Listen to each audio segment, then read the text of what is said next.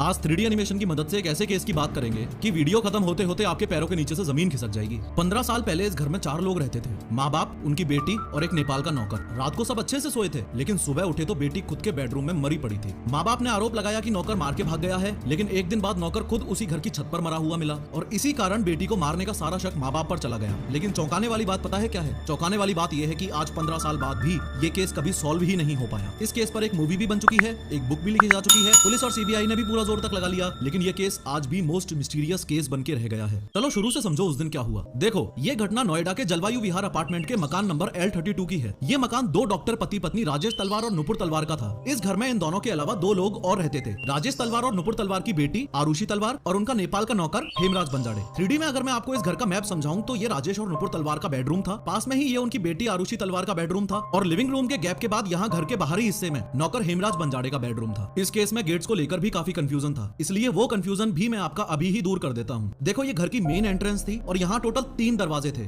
ये था सबसे बाहर वाला गेट जो कि सिर्फ धक्का देके भी खोला जा सकता था। उसके बाद ये बीच वाला ग्रिल डोर जिसमें ऑब्वियसली कुंडी लगाई जा सकती थी और सबसे अंदर था ये मेन वुडन डोर। लेकिन इन तीनों गेट्स के अलावा यहाँ पर एक बहुत ही इंपॉर्टेंट कैच है। सबसे बाहर वाले और मिडल वाले डोर के बीच में हेमराज के रूम में जाने का दरवाजा भी था और हेमराज के रूम से एक दरवाजा घर के अंदर भी जाता था। कहने का तात्पर्य यह है कि इस घर के मेन गेट्स को यूज किए बिना ही हेमराज के गेट्स के थ्रू कोई भी घर के अंदर या बाहर आ जा सकता था। चूंकि आपने घर का नक्शा अच्छे से समझ लिया है तो अब इस केस को समझने में और भी मजा आएगा। बात 15 मई 2008 की है और ये असली कहानी है, यानी हत्याकांड से एक दिन पहले हर दिन की तरह आरुषि जल्दी उठकर स्कूल जाने की तैयारी में लग गई। हेमराज खाना रेडी कर रहा था और आरुषि की माँ यानी नुपुर तलवार आरुषि को स्कूल के लिए रेडी करने में लग गई। आज यानी 15 मई 2008 को आरुषि स्कूल जाने के लिए बहुत एक्साइटेड थी, क्योंकि कल के बाद स्कूल में गर्मियों की छुट्टियां पड़ने वाली थी। यही रीजन था कि आरुषि का बर्थडे वैसे तो 24 मई को आता था, लेकिन उसने 16 मई को ही यानी स्कूल के लास्ट वर्किंग डे को ही दोस्तों के साथ बर्थडे मनाने का फैसला लिया। खैर, आरुषि के स्कूल जाने के बाद उसके माँ बाप भी अपने काम पर क्लिनिक चले गए और सब रात को 9:15 बजे वापस एक साथ डिनर करने बैठ गए। खाना खाने के बाद आरुषि तलवार अपने कमरे में आ गई, राजेश और नुपुर तलवार अपने अपने कमरे में गए और हेमराज बर्तन वगैरह धोने में लग गया। कुछ देर बाद ही दोनों माँ बाप आरुषि के कमरे में आए और अगले दिन आयोजित होने वाली बर्थडे पार्टी की प्लानिंग करने लगे। प्लानिंग करने के बाद बाप ने अपनी बेटी को बर्थडे गिफ्ट के तौर पर एक सोनी का DSC-W130 कैमरा गिफ्ट किया। गिफ्ट पाकर आरुषि बहुत खुश थी और उसने आपस में काफी सारी फोटोज ली। सीबीआई की रिपोर्ट्स के अनुसार लास्ट पिक्चर उसने 10:10 पर क्लिक की थी। पिक्चर्स वगैरह क्लिक करने के बाद राजेश और नुपुर अपने रूम में चले गए और आरुषि अपने रूम में। फिर रात 11 बजे राजेश तलवार अपने रूम में अपने लैपटॉप पर काम कर रहे थे और उन्होंने नुपुर को राउटर ऑन करने के लिए कहा। इंटरनेट राउटर आरुषि के रूम में लगा हुआ था। नुपुर आरुषि के रूम में आई और चुपचाप राउटर ऑन करके वापस चली गई। इस समय आरुषि अपने रूम में चेतन भगत की एक novel the 3 mistakes of my life पढ़ रही थी। इन्वेस्टिगेशन के अनुसार राजेश तलवार ने लास्ट टाइम लैपटॉप में ईमेल वगैरह भेजने के लिए या अपने काम के लिए इंटरनेट रात 12:08 पर यूज किया था। फिर वो भी सो गए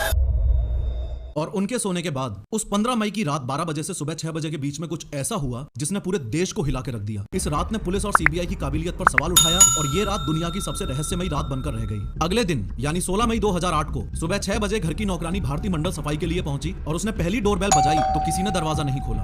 दूसरी बार बजाई, किसी ने दरवाजा नहीं खोला। तीसरी बार बजाने पर आरुषि की माँ यानी नुपुर ने दरवाजा खोला। ये बात बहुत अजीब थी। भले ही भारती को ये नौकरी ज्वाइन किए 6 दिन ही हुए थे, लेकिन डेली एक बेल में ही घर का नौकर हेमराज दरवाजा खोल देता था। खैर, एक बार फिर बता दूं कि टोटल 3 दरवाजों में से फिलहाल नुपुर ने ये सबसे अंदर वाला वुडन दरवाजा खोला है और भारती मंडल अभी भी सबसे बाहर वाले दरवाजे के बाहर ही खड़ी है। अब नुपुर बीच वाला दरवाजा खोलने के लिए आगे बढ़ती है तो देखती है कि वो बाहर से बंद है। फॉलोइंग दिस भारती से पूछती है कि हेमराज कहाँ गया। भारती बोलती है मुझे नहीं पता। फिर नुपुर बोलती है कि वो दूध लेने गया होगा, इसलिए बाहर से लॉक करके गया होगा, तू 5 मिनट वेट कर ले। रिस्पॉन्स में भारती बोलती है कि मुझे और जगह भी सफाई करने जाना है, आपके पास एक्स्ट्रा चाबियां होंगी, वो आप बालकनी से नीचे फेंक दो, मैं नीचे जाके चाबी लाके खुद ही खोल लूंगी। नुपुर ने चाबी फेंकने के दौरान हेमराज को फोन लगाया और आप लोग बहुत ध्यान से सुनना इस बात को कि हेमराज के फोन पर रिंग भी गई थी, किसी ने फोन उठाया भी था, लेकिन 2 सेकंड बाद काट के स्विच ऑफ कर दिया और वो फोन आज तक कभी किसी को कहीं नहीं मिला। खैर, नुपुर बालकनी से चाबी फेंकती है, भारती चाबी लेकर ऊपर आती है और जैसा कि मैंने आपको बताया था कि बाहर वाला दरवाजा तो धक्का देते ही खुल जाता था, लेकिन बीच वाला दरवाजा देखते ही भारती शॉक्ड हो जाती है कि चाबी की तो जरूरत ही नहीं है, क्योंकि सिर्फ कुंडी लगी हुई थी। जितनी देर ये भारती मंडल का एंट्री वाला सीन चल रहा था, उतनी देर में राजेश तलवार भी सुबह सोकर उठ गए थे और उन्होंने लिविंग रूम में आकर देखा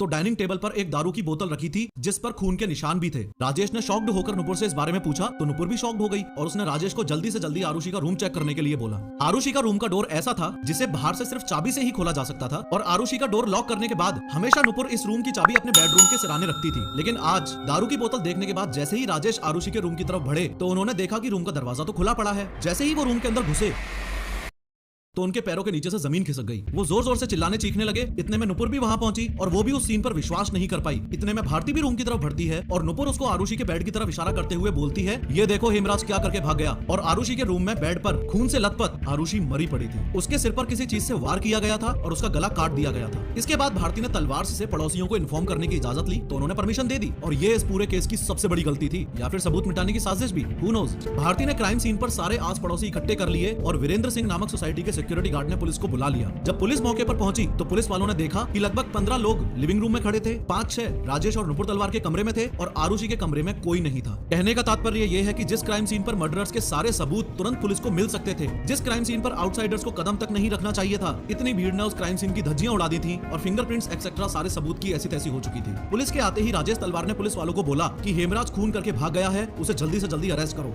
कथित तौर पर राजेश तलवार ने यह तक भी बोला कि मैं खुद 25,000 रुपए दूंगा अगर पुलिस उसे नेपाल जाके तुरंत पकड़ ले तो। पुलिस ने भी अपनी तरफ से कहानी बना ली कि रात में शराब पीकर नौकर हेमराज ने आरुषि के साथ जबरदस्ती करने की कोशिश की और आरुषि ने विरोध किया तो वो उसे मार के भाग गया। इस थ्योरी के बेसिस पर पुलिस ने इसे ओपन एंड शट केस बताया, हेमराज पर 20,000 का इनाम रख दिया और पुलिस की एक टीम नेपाल के लिए रवाना हो गई। हालांकि क्राइम सीन यानी राजेश तलवार के इस घर में मौजूद सबूत पूरी तरह से तहस नहस हो चुके थे, पर फिर भी पुलिस ने फिंगरप्रिंट्स, आरुषि के कपड़े, बेडशीट एक्सेट्रा सब फॉरेंसिक वालों को हैंडओवर कर दिया। क्राइम सीन के इन्वेस्टिगेशन के दौरान पुलिस को छत की और जाती हुई सीढ़ियों पर खून के धब्बे मिले, लेकिन छत का दरवाजा बंद था तो पुलिस वालों ने राजेश तलवार से चाबी मांगी। चाबी ढूंढने के लिए राजेश तलवार काफी देर तक अपने रूम में ही रहे और पुलिस ने जब दोबारा चाबी मांगी तो वो भड़क गए। कहने लगे कि खूनी हेमराज तो नेपाल में बैठा है और आप छत पे जाके टाइम वेस्ट करने में लगे हो। सीबीआई रिपोर्ट्स के अनुसार पुलिस वाले से जब बाद में पूछा गया कि भाई पहले दिन ही छत पे क्यों नहीं चेक किया, तो उसने ये भी बोला था कि सर छत के गेट के पास बहुत गर्मी थी इसलिए मैं ज्यादा इंतजार किए बिना ही वहां से वापस नीचे चला गया था। 17 मई 2008 यानी आरुषि के हत्याकांड के एक दिन बाद राजेश और नुपुर तो अस्थियां बहाने के लिए हरिद्वार निकल गए और पुलिस ने अपनी जांच जारी रखी। एक रिटायर्ड पुलिस ऑफिसर के गौतम जो क्राइम सीन पर किसी की रिक्वेस्ट पर आए थे, उन्होंने सीढ़ियों पर पड़े हुए खून के धब्बों को सीरियसली लिया और चाबी ना मिलने पर छत के दरवाजे का ताला तोड़ दिया। छत पर पहुंचते ही सुबह 10:30 बजे के आसपास पुलिस वालों ने यहाँ जो देखा वो देखकर उनके होश उड़ गए। यहाँ हेमराज की लाश पड़ी हुई थी और इसको भी वैसे ही मारा गया था जैसे आरुषि को। बॉडी कंफर्म करने के लिए राजेश और नुपुर तलवार को वापस बुलाया गया। राजेश ने पहले तो पहचानने से मना कर दिया, लेकिन बाद में नुपुर से भी कंफर्मेशन लेने के बाद एग्री किया कि हाँ ये हेमराज की ही लाश है। यहाँ मैं आपको इस वीडियो का मोस्ट इंपोर्टेंट पॉइंट बताने जा रहा हूँ, ध्यान से सुनो। इसी छत की दीवार पर एक खून से सना हुआ हाथ इस तरीके से लगा हुआ था। ये इस पूरे केस का दी मोस्ट इंपोर्टेंट एविडेंस था।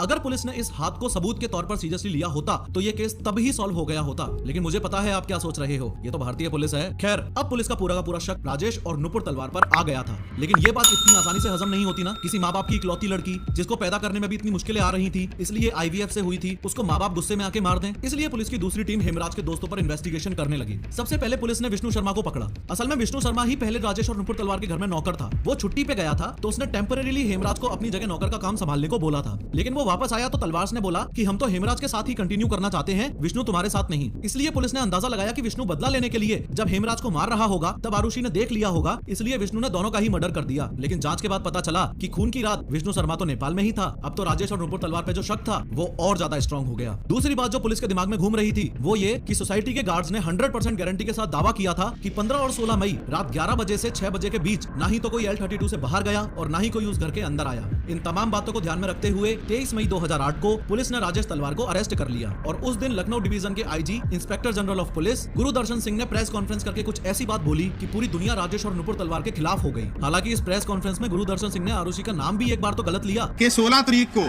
शारुती तलवार और हेमराज का कत्ल हुआ।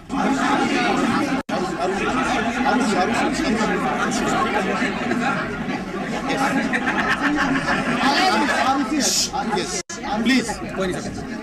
लेकिन पुलिस ने बताया कि राजेश तलवार का उन्हीं के क्लिनिक में एक्स्ट्रा मैरिटल अफेयर था। इस बात का पता आरुषि को लग गया था। स्ट्रेस में आके आरुषि ने हेमराज से ऐसी बातें करनी शुरू की और वो दोनों नाजायज संबंध में आ गए थे। 15 और 16 मई की रात जब राजेश तलवार पानी पीने के लिए उठे तो उन्होंने देखा कि आरुषि का रूम का डोर खुला हुआ है। अंदर जाते ही उन्होंने देखा कि वो दोनों आपत्तिजनक स्थिति में हैं। तो राजेश हेमराज को मारते मारते ऊपर ले गए, छत पर उसे जान से मार दिया, फिर नीचे आके भारी मात्रा में शराब पी और अपनी बेटी आरुषि को भी मार दिया। लेकिन इस बयान के थ्रू इतनी छोटी बच्ची के कैरेक्टर पर कीचड़ उछाली जा रही थी, इसलिए लोगों ने जम के पुलिस का विरोध किया। फॉलोइंग दिस पुलिस ने प्रेशर में आके अपना बयान बदल दिया और बताया आरुषि को अपने पिता राजेश तलवार के क्लिनिक में एक्स्ट्रा मैरिटल अफेयर का पता चल गया था, वो उसे ब्लैकमेल करने लगी थी, इसलिए राजेश तलवार ने अपनी बेटी आरुषि की हत्या कर दी। इस कांड को हेमराज ने देख लिया था, इसलिए राजेश ने उसे भी मार दिया। इन शॉर्ट उस बयान के बाद काफी इन्वेस्टिगेशन हुए, लेकिन ओवरऑल सिचुएशन ये थी, 2 सीबीआई की टीम इन्वॉल्व हुई थी। पहली सीबीआई की टीम ने इन्वेस्टिगेशन के बाद ये क्लेम किया था कि मर्डर कृष्णा थडरई ने किया है। कृष्णा भी असल में नेपाल का ही था, नौकर हेमराज बंजाड़े का दोस्त था और डॉक्टर राजेश तलवार के क्लिनिक में असिस्टेंट के रूप में काम करता था। आरुषि के मर्डर से 2 दिन पहले कृष्णा कृष्णा से क्लिनिक में कुछ गलती हो गई थी, जिस बात पर राजेश ने कृष्णा को बाकियों के सामने बहुत बुरी तरह डांटा। इसके बदले में कृष्णा ने यह भी बोला था कि मैं इसका बदला राजेश तलवार से जरूर लूंगा, और ऐसा बोलते हुए उसको सुना था राजेश तलवार के ड्राइवर उमेश शर्मा ने। लेकिन सीबीआई की फर्स्ट टीम की यह थ्योरी भी सही साबित नहीं हुई, क्योंकि कृष्णा जिस घर में रहता था उस घर के मकान मालिक ने कंफर्म किया था कि कृष्णा तो खून के समय उनके साथ ही था। इस जगह हो सकता है आप तलवार मूवी के एंगल से नार्को टेस्ट एक्सेट्रा को याद करें, लेकिन तलवार मूवी पर भी ये आरोप है कि वो मूवी तलवार दंपत्ति की इमेज को सुधारने के लिए बनाई गई थी। फिर ये केस दूसरी सीबीआई टीम के हाथ में चला गया, और दूसरी सीबीआई की टीम ने इन्वेस्टिगेशन के बाद ये क्लेम किया कि नौकरों का आरुषि के खून से कोई लेना देना नहीं है। जिस तरीके का कट आरुषि और हेमराज के गले पर मिला है, उससे तो यही लगता है कि वो किसी प्रोफेशनल ने सर्जिकल ब्लेड से किया होगा। लेकिन दूसरी सीबीआई की टीम को भी तलवार के खिलाफ कोई ठोस सबूत नहीं मिला, इसलिए उन्होंने इस केस को हमेशा के लिए बंद करवाने की कोर्ट में अपील कर दी। ये केस इंडिया का मोस्ट मिस्टीरियस मर्डर केस माना जाता है। ये केस आज तक सॉल्व ना हो पाने के पीछे मेन रीजन तो नोएडा पुलिस ही है। अगर नोएडा पुलिस ने घर की छत पर लगे उस ब्लडेड हैंड को सीरियसली ले लिया होता